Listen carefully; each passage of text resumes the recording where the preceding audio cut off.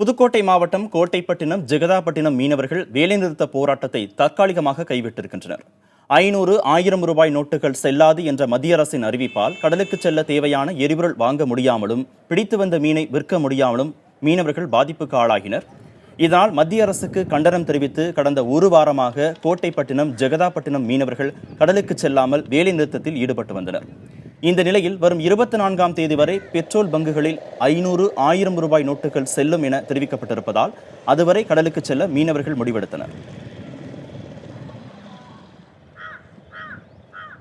24ஆம் தேதி வரை டீசல் பங்குகளில் பழைய 500 நோட்டு 1000 நோட்டு வாங்கப்படும் என்று சொன்ன காரணத்தினால் நாங்கள் 24ஆம் தேதி வரை கடலுக்கு அனுப்புவதாகவும் அடுத்த முடிவு 24ஆம் தேதிக்கு பிறகு முடிவு செய்யப்படும் என்பது தெரியப்படுத்தி இன்று முதல் வரும் சனிக்கிழமை முதல் அனைத்து மீனவர்களும் கடலுக்கு செல்வதாக முடிவு செய்திருக்கிறோம்.